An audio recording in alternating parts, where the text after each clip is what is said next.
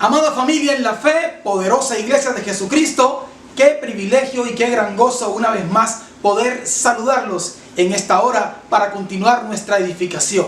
De verdad que la unidad que tenemos en el Espíritu traspasa todas las cosas de tiempo, de circunstancia y de lugar, y entendidos de lo que somos en el Señor, podemos estar unificados en esta hora a través de los medios de la tecnología moderna. Así que nada, como un cuerpo de sacerdotes del Señor, continuamos edificando para ser lo que debemos ser y manifestarnos como Dios espera que lo hagamos mientras estamos en lo terrenal. En este día vamos a continuar edificando con una palabra que he titulado Sacerdocio Celestial y Buena Obra.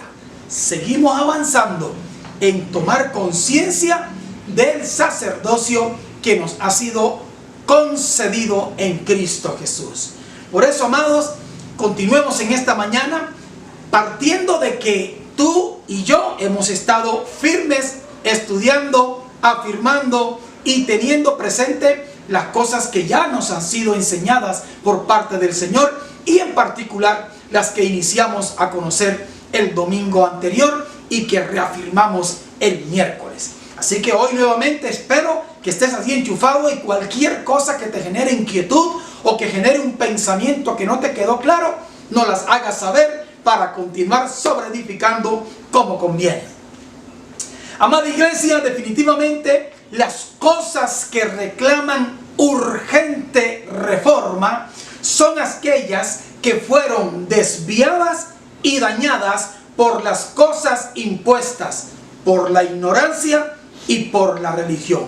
Hay un asunto urgente que atender, hay un asunto prioritario de reformar, y son todas aquellas cosas que se desviaron y que fueron dañadas por un paquete de reglamentos y de ideas impuestas que son fruto de todo lo que se ignoró y todo lo que se fabricó como religión.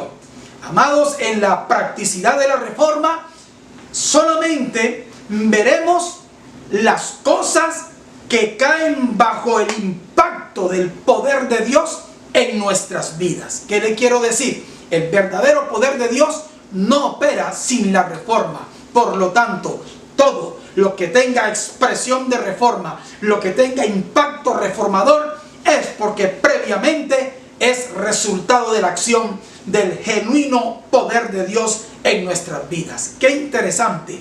Y este poder de Dios lo que prioritariamente hizo fue liberarnos de las cosas que nos impusieron y de las que nos impusimos a nosotros mismos, creyendo más en nuestras propias conclusiones que en las divinas revelaciones. ¡Qué interesante! Porque no en vano dice la Escritura: conoceréis la verdad y la verdad os hará libres. ¡Qué interesante! Lo primero que Dios hace en nuestra vida por su divino poder es darnos libertad. Pero no hay libertad sino por medio de la verdad. Y la verdad vino para establecer las cosas reformadas en Jesucristo. ¡Qué interesante! Dile al que está junto a ti: ¿sabes qué? Olvida tus conclusiones y simplemente recibe la enseñanza de Cristo por revelaciones. Eso es otra cosa. Al respecto, hice un fraseo que quiero compartirle hoy. Ojalá se le quedara en ese corazón latiendo día y noche. Mire lo que escribí al respecto: donde no hay revelación, habrá imposición. Donde no hay entendimiento, habrá confusión. Donde no se conoce la divina solución, se requiere un invento. Porque la soberbia humana siempre intentará dar sus propias soluciones en todo momento, aun cuando el asunto ya está resuelto. ¡Qué tremendo! Lo que Dios tenía por resolver, el caos que se generó por la caída en el huerto del Edén, hace rato, hace 2000 años fue plenamente resuelto. Pero cuando no se tiene conocimiento, entendimiento de esta verdad, comprensión de lo revelado, todavía seguimos inventando fórmulas mágicas, inventando cosas razonables, entendibles según la naturaleza humana, para decir cómo es que Dios resolvió el asunto. Simplemente deberías dejar que la revelación por el Espíritu Santo lo ponga claro en tu entendimiento, porque la solución ya fue y es plena y perfecta. Bendito sea el nombre del Señor. Cuando uno mira esto, entonces comprende qué es lo que pasa con la religiosidad y el misticismo. Porque cuando no hay revelación, lo que hay es religión y misticismo. El hombre busca cosas ocultas, no busca lo revelado, sino lo que le parece oculto, y en tono de misterio se inclina a la búsqueda de prácticas humanas. Y es así como se llegó a la imposición de modelos sacerdotales de orden ancestral. Hoy en día la gente quiere parecerse a un sacerdote del medioevo, a un sacerdote por allá de los tiempos de la era de bronce, un sacerdote por allá del oriente. La gente quiere parecer un personaje especial. Él quiere parecerse por sus expresiones y su manera como de alguien casi que extraterrestre. Pero el único fin que persigue con este tipo de actitud es manipular y ejercer dominio del hombre sobre el hombre desde una falsa espiritualidad. Esto es tremendo. Para eso estamos en la tierra como iglesia, para derribar esos argumentos de mentira, esas falsedades creadas por el hombre en su ignorancia. Estamos aquí y no solo para refutar con palabras, sino para refutar a través de un impacto reformador, que no lo decimos con letra muerta, sino con una expresión de vida en la que sabemos estamos posicionados, en la que sabemos estamos plantados en Cristo y estamos fructificando en Él.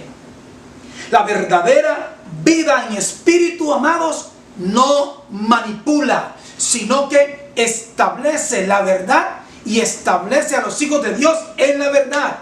La verdadera espiritualidad, la verdadera vida en espíritu edifica en la verdad y empodera para la fe práctica a los hijos de Dios.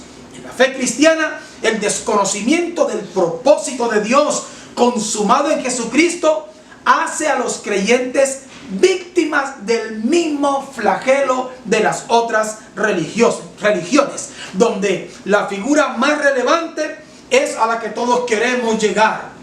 ¡Wow! ¿Y cuál es esa figura? Vea, ojalá fuera Cristo. No es Cristo, simplemente es la idea de ese sacerdote que se para y ministra en altares con demostraciones del poder de Dios, en el cual solo el pueblo es beneficiario y el pueblo es un dependiente que siempre está requiriendo favores de ese Dios para su bien terrenal. ¿Cómo le parece? Así de sencillo. La mayoría de gente está en una codependencia de ciertos perfiles de sacerdocios terrenales, pero creen que este es un intermediario según el cual yo voy a poder recibir de Dios lo que Dios quiera mandarme. Como que si este hombre no hace algo, Dios no hace nada por mí. Esa idea sacerdotal está mandada a recoger y está muy lejos de ser lo que Dios quiere. Por esa razón, mucha gente solamente lo ve desde el ejercicio de alguien que Dios va a usar para que esta personita pueda tener un buen vivir en lo terrenal. Más poco le interesa la realidad de lo celestial. Es la razón por la que muchas personas viven atentos de lo que siempre creen que necesitan en la tierra. Y esta intencionalidad de necesidad es la que los lleva permanentemente a un culto. Ellos viven atentos es a una falencia. Siempre tengo algo que me falta, pero parece que hay un ministro de culto que puede ayudarme a canalizar lo que quiero y que Dios lo va a usar para que yo tenga lo que quiero. Esa idea sacerdotal es la que está equivocada, porque esta gente no va tras la comprensión ni están atentos de aquello que les fue concedido en la plenitud de Cristo. No. Ellos van a ver cómo alguien les canaliza algo para que Dios les haga un favorcito. Esta es la mentalidad que uno ve normalmente en la gente que dice ser creyente. Déjame decirte, todas esas ideas son o impuestas o autoimpuestas. Definitivamente no pertenecen a lo santo, a lo verdadero. Yo creo que ha llegado la hora de asirnos a la reforma, amados, de no permitir que la mentira nos frustre, de antes permitir que el poder de Dios nos traiga a lo verdadero, nos traiga a lo revelado, no a las cosas terrenales. Que el poder de Dios nos establezca y mantenga nuestra mirada en lo que no se ve y dejar de ver simplemente las cosas que se ven, cuando simplemente deben ser añadidas. Así que ajustémonos a nuestra realidad sacerdotal. Póngase el cinturón y sigamos avanzando para ajustarnos a lo que ya es en Cristo Jesús para la iglesia como sacerdotes de Cristo. Cuando se habla del Nuevo Testamento de sacerdote, quiero recordarle esto: se usa el término higereus, que a lo que se refiere es a todo aquel que está consagrado a un oficio sacerdotal. Ahora, cuando esta palabra higereus va precedida de la palabra sumo, es decir, cuando se quiere decir es sumo sacerdote, se usa el término archiereus. Ya sabemos que el término archi siempre está relacionado con gobierno, con autoridad, con jefe. Por lo tanto, esta palabra archiereus hace referencia directa al sumo sacerdote en la religión judía, pero también hace referencia al sacerdote principal, al sacerdote en jefe. Y de igual manera también se usa para referirse a Cristo como el gran sumo sacerdote de nuestra profesión. Es importante recordar que la palabra sacerdocio entonces es higereosum, que hace referencia simplemente a oficio sacerdotal. ¿Por qué es importante entender esto, amados míos? Porque esto nos lleva a comprender que el sumo sacerdocio de Cristo es el que establece nuestro sacerdocio o el sacerdocio de nuestra profesión. Nos lleva ligándonos a lo mismo. Está hablando que hay un sumo sacerdote que tiene un orden y que le ha transferido a su sacerdocio el mismo orden sacerdotal. Así que Cristo es el gran sumo sacerdote de nuestro sacerdocio, es decir, de nuestra profesión.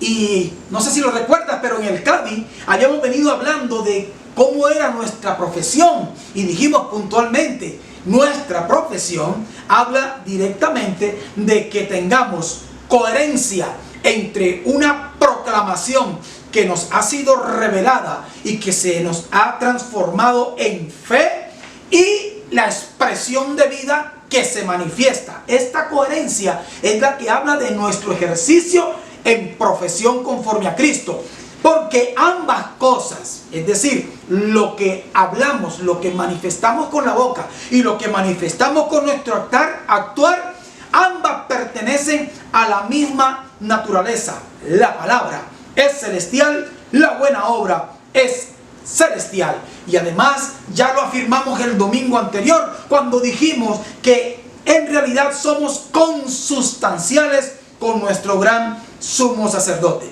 De manera que si el gran sumo sacerdote de nuestra profesión opera en el poder de la resurrección, entonces nuestra profesión sacerdotal requiere en esencia y sustancia que hayamos resucitado de entre los muertos con Cristo. Así de contundente y sencillo, amados míos, así de simple como de complejo. Si Él es un sumo sacerdote que opera desde el poder de la resurrección, entonces solo podrán ser sacerdotes de su sacerdocio aquellos que hayan resucitado de entre los muertos con Cristo. Es decir, no que se haya levantado un cuerpo biológico, sino que hayamos sido renacidos en la vida que Cristo nos sabe dar.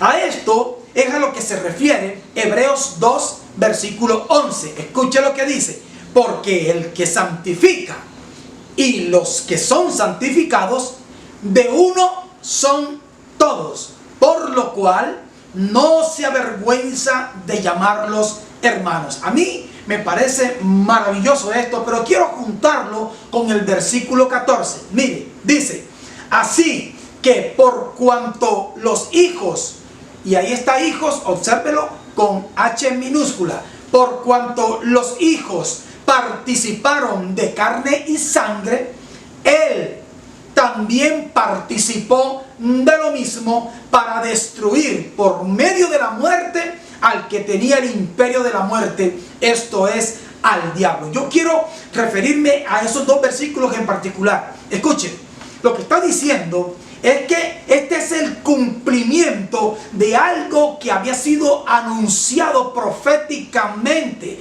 Lo hizo a través del salmista. Dios anunció a través de David en el Salmo 22, y lo hizo también a través del profeta Isaías. Y esto a lo que apuntaba era al origen divino, es decir, la nueva naturaleza de los santificados. ¿Y de dónde provendría esta nueva naturaleza de los santificados? Pues del que santifica. ¿Y quién es el que santifica, amados? Pues ni más ni menos que usted lo conoce bien, el Señor Jesucristo. ¿Qué quiere decir? Todos como uno solo, consustanciales con Dios.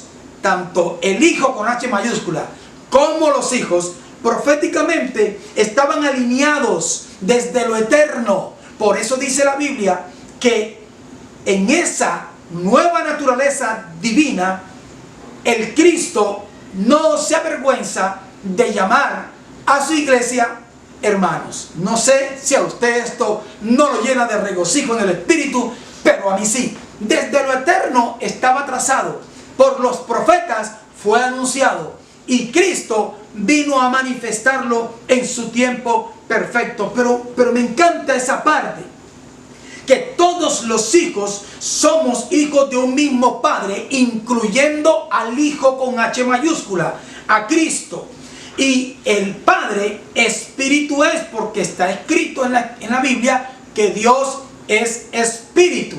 Entonces, lo que hace que el Hijo Jesucristo no sienta vergüenza de llamarnos hermanos es porque se está refiriendo que estamos siendo de una misma naturaleza divina. Qué interesante.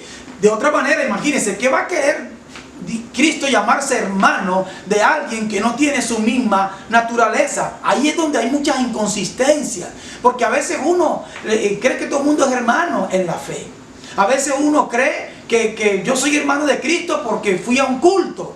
Algunos no saben por qué razón es que son hermanos. Y aquí está siendo claro desde lo profético. Esto tuvo cumplimiento plenamente en Jesucristo, en la obra perfecta de Cristo. Pero ya estaba anunciado. Aquí habría una hermandad con un sumo sacerdote y un sacerdocio de hermanos del mismo, en su misma genética, en su consustancialidad, en hijos de un mismo Padre, una unidad plena basada en la resurrección. ¡Wow! Ahora, ¿qué es importante mirar? Que siendo que todos los que habrían de ser santificados estaban en condición de hijo de hombre, y lo estoy diciendo hijo de hombre con H minúsculas. Yo voy a estar profundizando eso este miércoles, ojalá no te lo pierdas. Es decir, está diciendo, como todos los que habrían de ser santificados, a los cuales en su presencia Dios conoce, todos estos, ¿cómo estábamos? En condición de hijo de hombre, es decir, de carne y hueso en la tierra, en naturaleza humana. Aquel que habría de salvarnos tuvo que participar de esta condición de carne que estaba también sujeta a muerte. ¡Wow! ¡Qué tremendo eso! ¿Para qué? Para que por medio de su muerte, pero en santidad, Él pudiera destruir al que tenía el imperio de la muerte. ¡Wow! ¡Qué tremendo! Es decir, era la manera de liberarlos para darles vida eterna a fin de que fuéramos consustanciales con Él. Este versículo es increíblemente poderoso porque está diciendo, miren las condiciones y el respeto de Dios por las condiciones que Él mismo había trazado en su propósito eterno. El Adán caído está proliferando la tierra, está llenando la tierra, la sojuzga según su criterio caído. Por lo tanto, todos aquellos que habrían de ser llamados hermanos en la misma naturaleza, estábamos en una condición de hombres, en una condición de seres humanos. Y dice Dios, vamos a cambiarlo conforme al plan. Y para eso, tú que eres el eterno Hijo de Dios, ahora te tendrás que hacer partícipe de lo que llama en algún momento la Biblia el cuerpo de la vergüenza. ¡Wow! Tremendo. Y nos lo lleva a esa condición a fin de adquirir mortalidad para que, conforme a la ley, mediante la muerte del Cordero, pudiera también rescatar a todos los que habrían de tener vida eterna con Él. ¡Wow! Esto, no sé si me lo estás comprendiendo, fraséalo como tú mejor puedas, pero esto es clave porque, mira, amado, si algo nos va haciendo conscientes del amor de Dios y las dimensiones reales de la gracia, son este tipo de principios fundamentales de la fe. Qué interesante saber cuál es la verdadera magnitud de que Él hubiera venido, cuál respeto de Dios mismo por su propio diseño, y viene y toma forma de siervo, toma forma de hombre, porque era la manera correcta de cumplir con la ley como cordero, a fin de que venciendo a la muerte podía sacar a vida eterna a los que tenían que ser consustanciales con Él. Ahí es donde tú y yo damos la vueltica de la victoria y decimos gloria al Señor Todopoderoso. Ahora, esta parte avanza y se puntualiza más en el versículo 17. Seguimos leyendo Hebreos 2, pero vamos al versículo 17. Por lo cual debía ser en todo semejante a sus hermanos, para venir a ser misericordioso y fiel sumo sacerdote en lo que a Dios se refiere. Voy a repetir esa frase: y fiel sumo sacerdote en lo que a Dios se refiere, para expiar los pecados del pueblo. Qué interesante. Amados míos, está diciendo aquí que para el cumplimiento del propósito eterno, en el tiempo fijado por el Padre, Cristo se hizo semejante en humanidad a sus hermanos. ¡Wow! Mira, aquí hay cosas que a uno no es que le guste mucho decirlo, porque más de uno cruje los dientes, se le arruga el corazón, se le sale una lagrimita, le da un desespero y hasta ganas de suicidarse. Pero déjame decirte, estamos aquí por causa de la verdad, por lo tanto proclamamos verdad. Aquí está diciendo, por lo cual debía ser en todo semejante a sus hermanos. O sea, Él dice, ya yo sé quiénes son mis hermanos. No sé si me estás comprendiendo. Dios dice, yo sé quiénes son mis hermanos, y para ir por mis hermanos voy a tener que hacerme semejante a ellos en su condición actual, que es la de seres humanos conforme al primer Adán caído. Ahora yo voy a hacerme como ellos. ¡Wow! Y dice que además eso tenía que ver con las posibilidades de Cristo para ser misericordioso, es decir, para ser la expresión más nítida y pura de la misericordia de Dios por el mundo, pero pensando en quién, en que esa gracia derramada pudiera rescatar a sus hermanos. Esta parte es la que a muchos no les gusta, pero es la verdad. Dios extendió su misericordia al mundo, de tal manera amó Dios al mundo, se lo voy a decir así parafraseado, que envió a su Hijo para poder rescatar a sus hermanos. ¡Wow! Yo sé que esto a algunos le hace rechinar los dientes porque cree que por ir a un culto o por ir a un lugar donde se practique alguna cosa religiosa es hijo de Dios. No, no, no, no, no. Él sabía quiénes eran los hermanos y sabía que tenía que hacerse como sus hermanos. ¡Wow, wow, wow! Y me encanta porque dice que no solamente vino para el rescate de sus hermanos, que su gracia se derramó por todos para poder rescatar a sus hermanos, sino que también ministró un perfecto sacrificio como fiel sacerdote, fiel sumo sacerdote, pero en lo que a Dios se refiere. Es decir, que para con nosotros se manifestó misericordioso, pero para con Dios se manifestó como fiel sumo sacerdote. Y al decir sumo sacerdote, está diciendo un nuevo sacerdocio para un nuevo orden sacerdotal, wow, en el cual iba a incluir a sus hermanos y su iglesia. O sea, aquí no hay un rescate a la loca.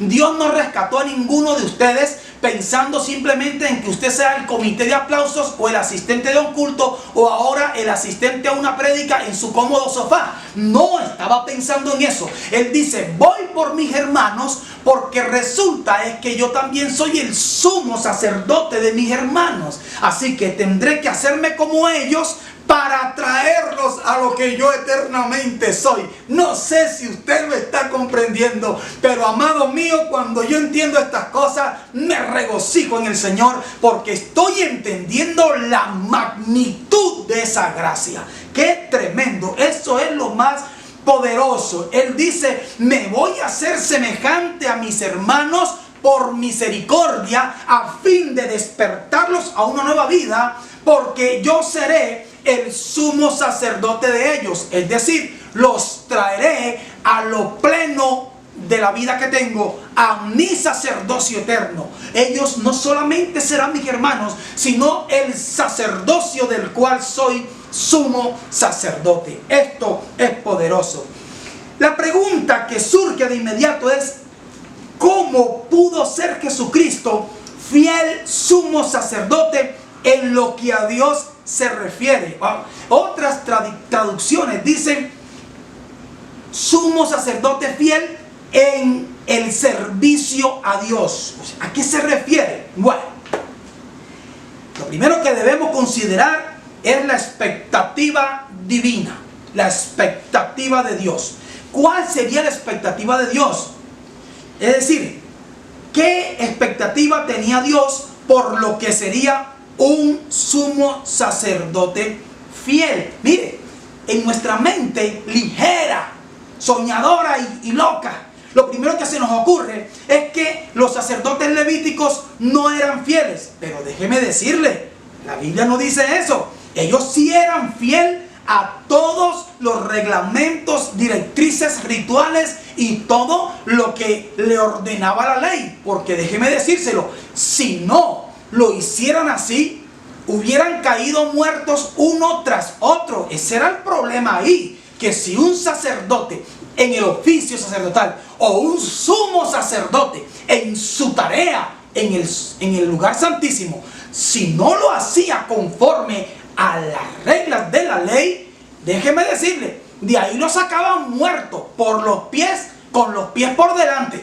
Entonces, amado, la Biblia no dice que todos morían. ¿Qué quiere decir? Que sí estaban haciendo el asunto con fidelidad. Entonces, ¿dónde estaba el problema? El problema es que ellos no podían ser fieles a lo pleno, no podían ser fieles a lo perfecto de Dios. ¿Por qué? Porque lo mejor que podían hacer, si lo hacían al tenor de la ley, solo podrían llegar hasta prefigurar las cosas celestiales. No sé si me estoy haciendo entender. Lo máximo que podían lograr haciendo bien su sacerdocio, primero era salvar el pellejo, salvar la vida, pero la segunda cosa que a lo que podían llegar era sencillamente a prefigurar correctamente las cosas celestiales. Por eso es que Dios tenía una expectativa por otro sacerdote diferente que sí tuviera como satisfacer la lo que dije la vez pasada, la necesidad divina de traer a manifestación el cumplimiento pleno del propósito eterno. A eso es lo que nos estamos refiriendo. Dios se refería a uno que pudiera ser fiel al sumo sacerdocio celestial para llevarnos al fin deseado por Dios, que era reunirnos a todos los hijos y los hermanos en Cristo Jesús. De eso es lo que se trata. Ahora vamos a tener que tomar el bisturí y entrar a revisar cosas poderosamente delicadas, pero que nos van a llevar a un entendimiento pleno de esto. La primera cosa que quiero que veamos es que la ofrenda, escúcheme, la ofrenda, aunque era de sangre, la ofrenda que tenía que presentar este sumo sacerdote que satisfaciera plenamente a Dios en su propósito, aunque la ofrenda era de sangre, no era la sangre como de un cordero terrenal, sino que tenía que ser una sangre distinta, una sangre plena para satisfacer a Dios, no una sangre en sombra y figura.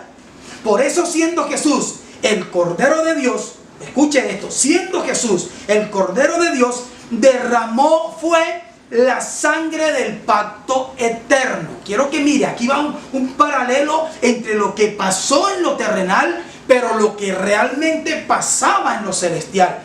La sangre que derramó Jesús como Cordero de Dios, realmente para Dios era la sangre del pacto eterno.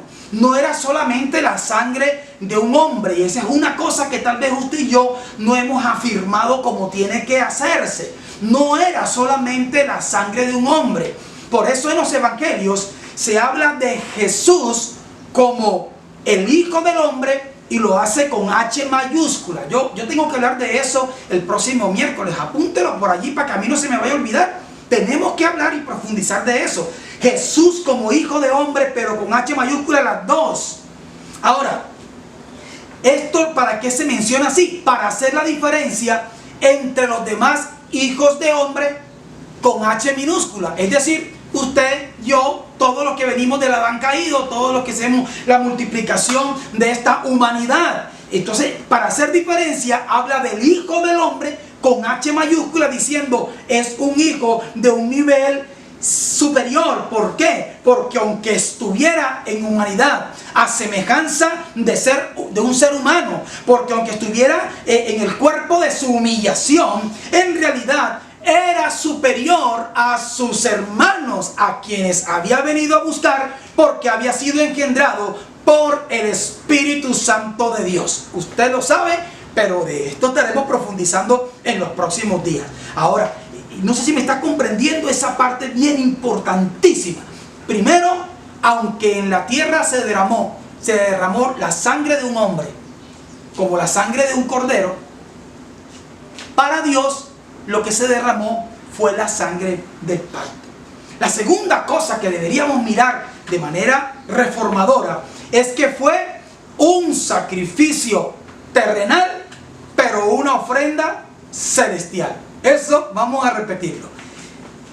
Fue un sacrificio terrenal, pero una ofrenda celestial. Por eso debemos entender rápidamente tres cosas de la expiación terrenal que hacía el sumo sacerdote arónico y que no son lo mismo. Y estas tres cosas son sacrificio, ofrenda y holocausto. Nuestra cabeza loca y ligera cree que las tres cosas son lo mismo, pero no. Hoy nos vamos a detener un poquito allí. ¿Qué era el sacrificio en aquel sacerdocio arónico? El sacrificio era el degollar al animal que derramaría su sangre para la expiación del pecado. ¿Quién hacía este oficio? Pues inicialmente lo hacían los sacerdotes. Y una vez que los sacerdotes degollaban a este animal que derramaba su sangre, se la traían al sumo sacerdote. ¿Qué hacía el sumo sacerdote? Pues él tomaba la sangre que en realidad era la ofrenda por la expiación. La ofrenda delante de Dios era esa sangre. Él tomaba la sangre e ingresaba con ella al lugar santísimo para ofrecérsela a Dios en el propiciatorio que estaba en el altar. El propiciatorio era un lugar, dice la Biblia, lo describe, como que tenía unos querubines, y esto estaba todo como en la tapa del arca. Y entonces en toda esta ceremonia él llegaba con eso y primero santificaba el altar mismo y luego entonces ponía aquella sangre para la expiación. Así que ya conocemos qué era realmente el sacrificio, y es degollarlo y tomar la sangre, luego presentar la ofrenda, que es la sangre que lo hacía era única y exclusivamente el sumo sacerdote, por él y por el pueblo. Y la tercera cosa es el holocausto. El holocausto era consumir con fuego la parte física del animal que había sido sacrificado. Consumir en fuego, en otras palabras, echarle candela hasta que se quemara y solo quedaran las cenizas. Ahora, cuando usted y yo miramos esto, comparándolo con la obra de Cristo, cómo fueron las cosas que pasaron en el sacrificio terrenal del Cristo, entonces vamos a comprender algunas cosas. Por ejemplo, en realidad, en ninguna parte del relato dice que alguien haya recogido la sangre. Yo he leído eso, no sé, si usted quiere, ahora que tiene mucho tiempo en la pandemia que va para largo, vuelva y léase todo lo que dicen los evangelios acerca de lo que pasó con Jesús Nazareno durante su pasión. En ningún lado dice que alguien recogió la sangre de ese cordero. Más bien podríamos decir que su sangre se derramó durante toda su pasión y en el Calvario. Y sabemos que hasta la última gota fue derramada cuando, para comprobar si aquel cuerpo había muerto, pusieron la lanza en su costado. Dice la Biblia que de su costado brotó agua y sangre. ¡Wow! Se pregunta uno, ¡wow! Pero qué interesante. Si en el cumplimiento de la ley, la sangre tenía que presentarla. De la sangre se derramó mientras caminaba con la cruz. La sangre se derramó mientras lo azotaron y le rompieron la espalda con esos látigos. La sangre se derramó cuando le pusieron la corona y brotaba sangre. Cuando tenía hematidrosis porque estaba rogando, Padre, si puedes pasa de mí esta copa. Dice que su sudor eran como gotas de sangre. La sangre no aparece recogida en ningún lado. Yo sé que usted está a punto de darle un dolor de cabeza. Ya yo lo sufrí por usted, tranquilo. La pregunta es, ¿y entonces, hermano mío, cómo se realizó la expiación por el pecado del mundo? Fácil. Hebreos 9:24 dice, porque no entró Cristo en el santuario hecho de mano, figura del verdadero, sino en el cielo mismo, para presentarse ahora por nosotros ante Dios. Que el Señor nos llene cada día más del conocimiento de su verdad, porque aquí es como usted se va agigantando en la fe por la comprensión de lo que somos en Él. ¿Qué es lo que quiere decir esta palabra tan poderosa? Pues sencillamente, hermano, esto le está aniquilando por completo la falsa idea que tenemos que el sacrificio expiatorio pleno y verdadero se realizó en lo terrenal.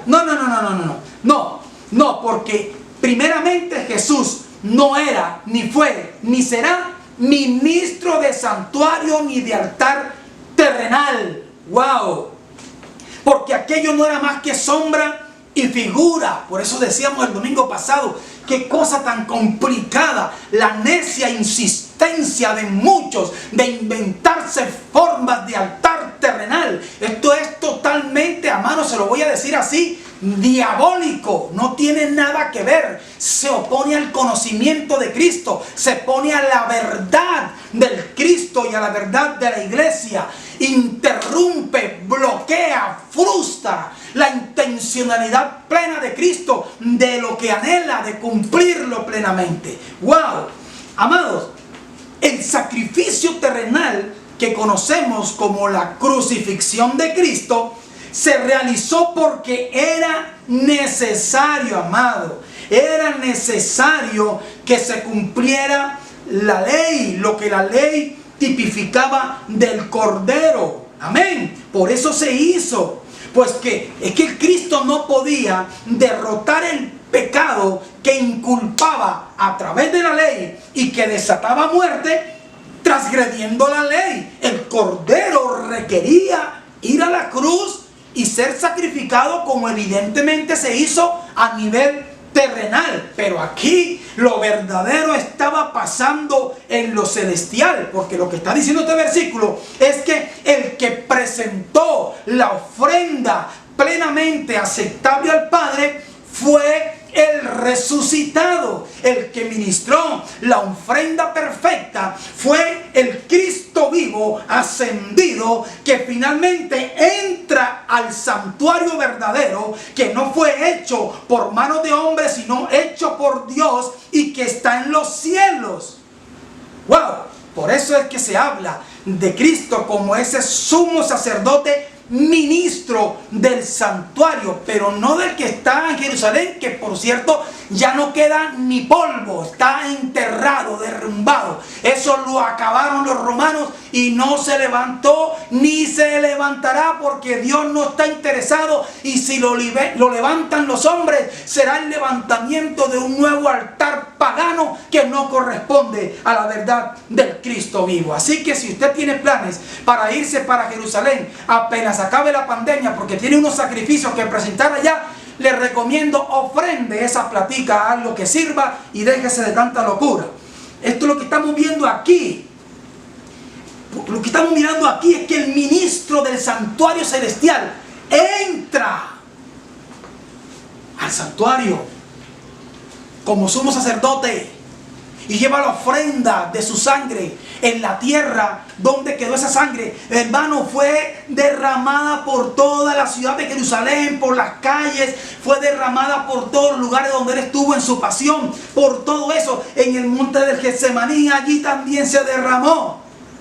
¡Wow! Pero déjame decirse, realmente esta sangre que parece derramada en muchos lugares, realmente estaba siendo presentada como la sangre del pacto eterno en el tabernáculo celestial. Es decir, todo tenía que suceder en la esfera de lo celestial para que entonces tú y yo, los hermanos, aquellos de los que Él no se avergüenza de llamar hermanos, pudiéramos tener acceso a las cosas celestiales y eternas. ¡Qué tremendo! Esto se confirma en Hebreos 13, versículos 10 al 14. Tenemos que leerlo completito. Escuche.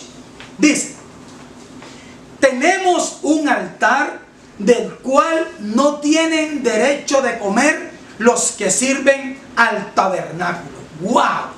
Tenemos un altar del cual no tienen derecho de comer los que sirven al tabernáculo, porque los cuerpos de aquellos animales cuya sangre a causa del pecado es introducida en el santuario por el sumo sacerdote, son quemados fuera del campamento, por lo cual también Jesús, para santificar al pueblo mediante su propia sangre, padeció fuera de la puerta.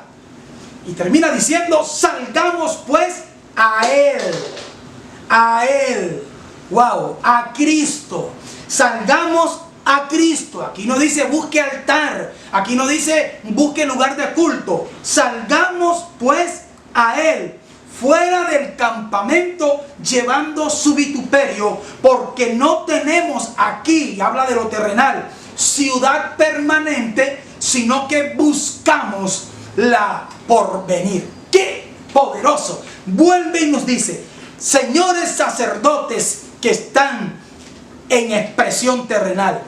Usted no tiene nada que ver con expresiones sacerdotales terrenales. ¡Wow! Pero vamos a revisar todo el texto. Lo primero que el texto dice a los santos, a la iglesia de Cristo, es que nosotros tenemos un altar diferente. Está diciendo, tenemos un altar del cual no tienen derecho de comer los que sirven al tabernáculo. ¿Por qué? Porque cuando esto fue escrito, todavía el templo de Jerusalén estaba en pie y había sacerdocio levítico. Entonces está diciendo, ojo, aquí hay dos cosas. De nuestro altar como iglesia no tienen derecho de comer aquellos. ¿Por qué? Porque entre el sacerdote oficiante y la víctima del sacrificio existía una comunión. Porque si no, la víctima no podía representarlo en el altar.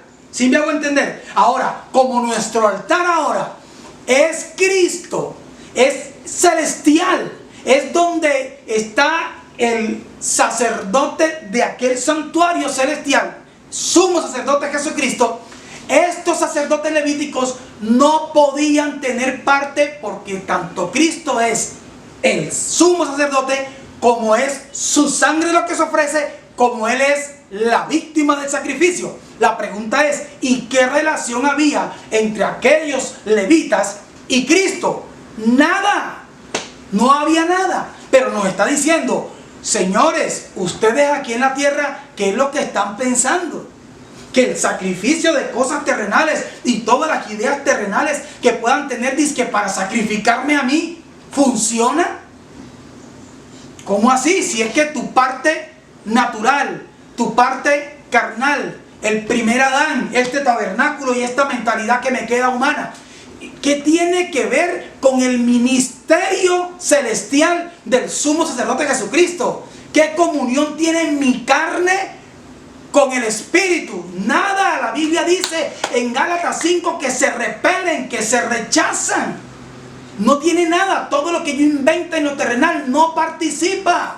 ¿Por qué? Porque lo que es de la carne no participa de las cosas del sumo sacerdote. Porque nuestro sacerdocio no es de carne. Nuestro sacerdocio es celestial. Es 100% espíritu, amados míos. Eso es lo que necesitamos comprender acá. Porque cuando tengamos ese principio bien abrazado, ni a usted ni a mí se nos ocurriría retroceder a artimañas terrenales, ni de hombres, ni de referentes terrenales para darnos las de sacerdote en la tierra. No, señor, confiaríamos estrictamente en el fluir, en lo que es la guía, la instrucción y el poder del Espíritu Santo. No se nos ocurriría pensar que unas cuantas luces y un poco de humo van a traer una atmósfera espiritual. No se nos ocurriría eso, porque diríamos, este mamarracho humano, ¿qué tiene que ver con el sumo sacerdote que está como ministro en el santuario celestial?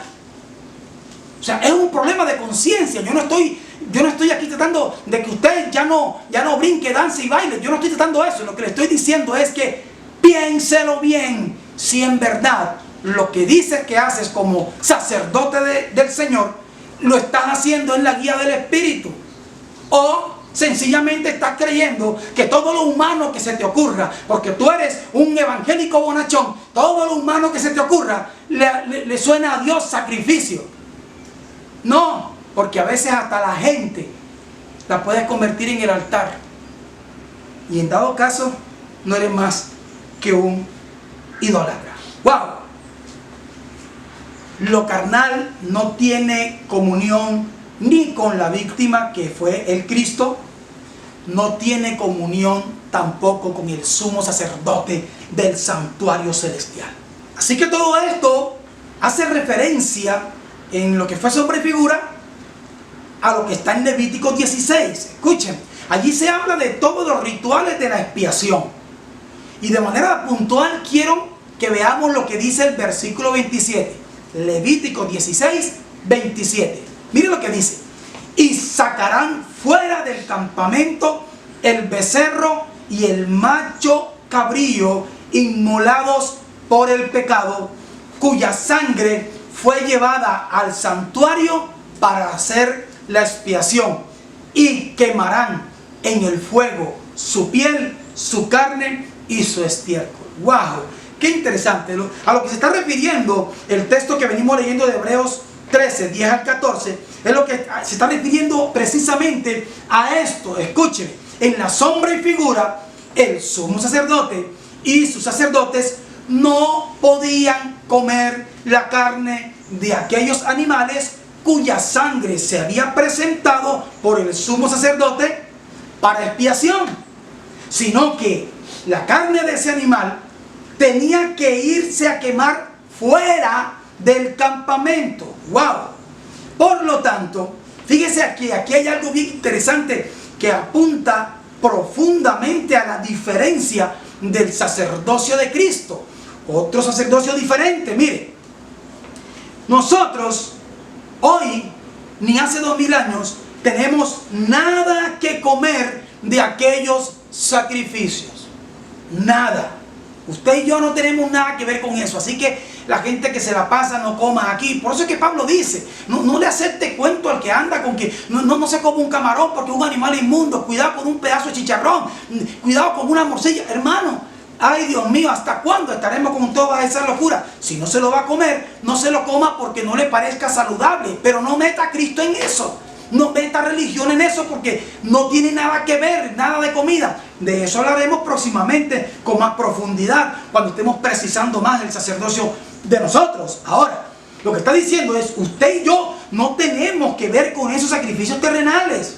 Antes, mire, antes a nosotros se nos ordenó fue comer y beber de los sacrificios en espíritu, del verdadero sacrificio que es el de Cristo.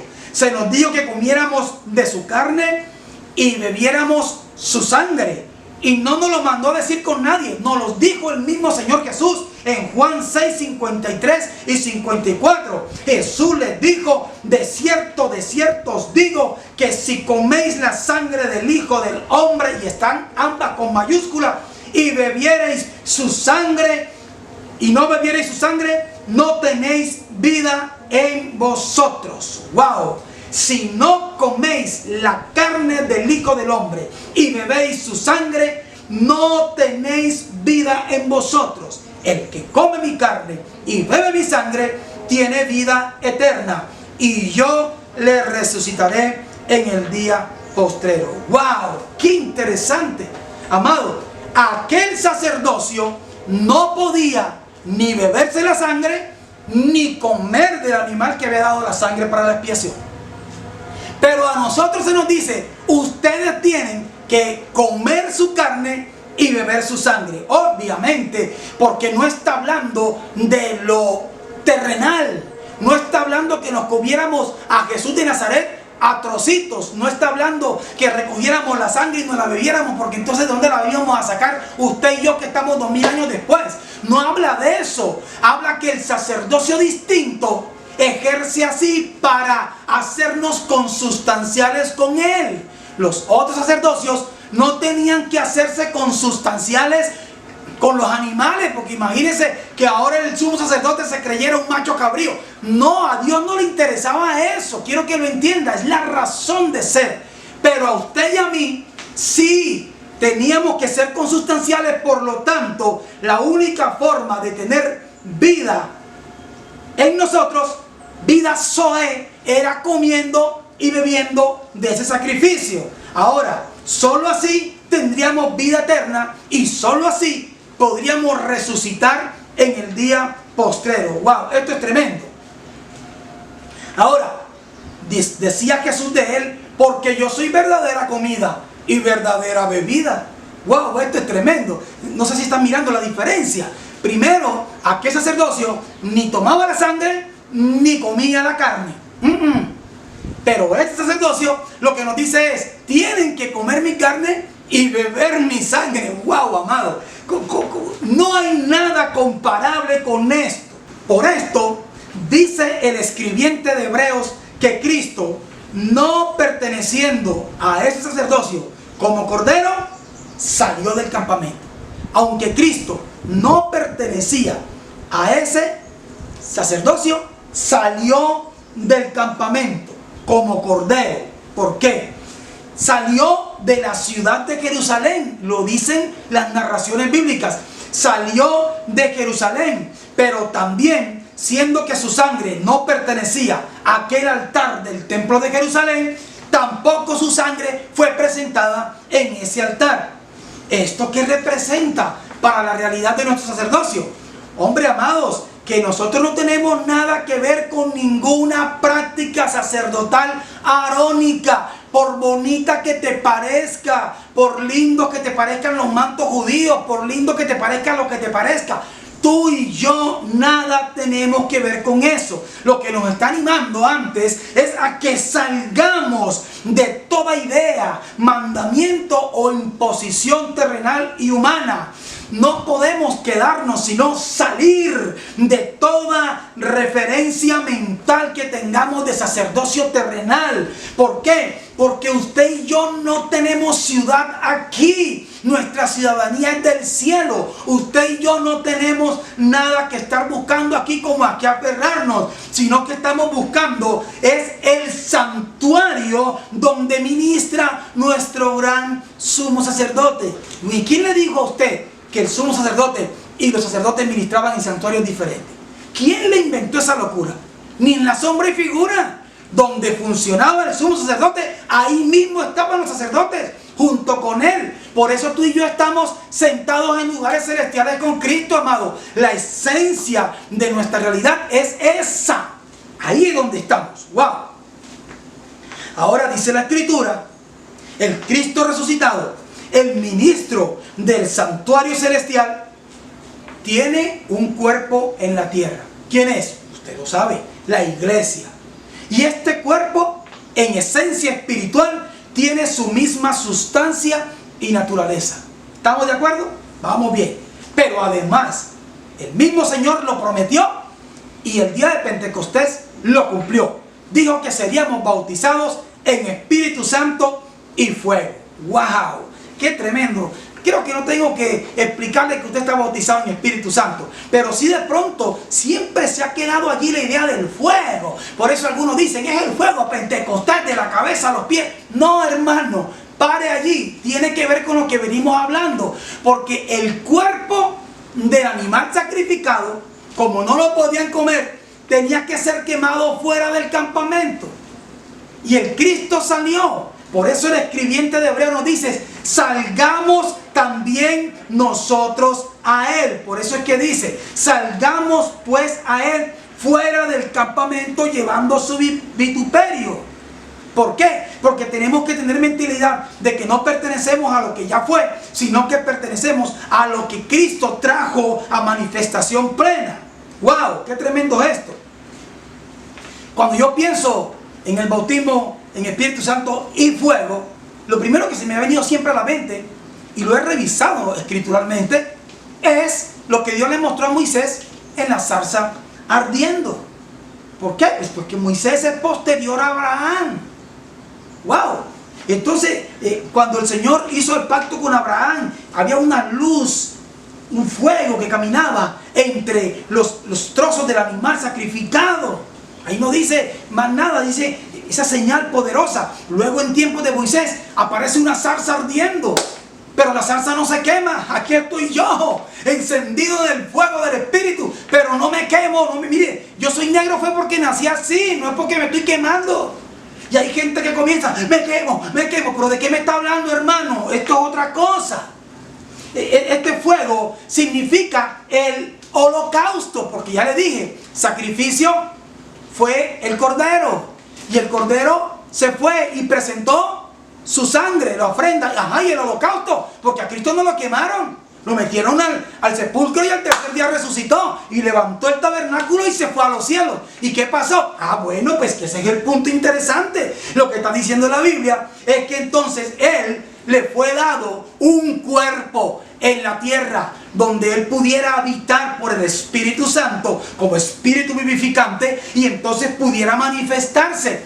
Y ese es el holocausto que no fue quemado hace 2000 años, sino que hace 2000 años se está consumando. Aquel debía ser aquel sacrificio, aquel animal que dejaba su sangre, lo quemaban afuera, es decir, tenía que consumirlo el fuego. Pero a ti y a mí, el fuego debe consumarnos. Consumirlo es que se lo acaba. Consumarlo es que lo perfecciona. Por eso usted y yo no nos estamos consumiendo. Usted y yo en realidad estamos siendo perfeccionados, consumados como holocausto. Por eso es que tú y yo todo el tiempo, día y noche, dormidos y despiertos, deberíamos ser olor fragante. ¿O es que usted nunca ha estado en un asado? Cuando comienzan a poner la carne en la parrilla, ¿acaso no le huele a delicioso asado bueno? Para Dios, usted y yo deberíamos ser el olor fragante, porque somos el cuerpo que está encendido,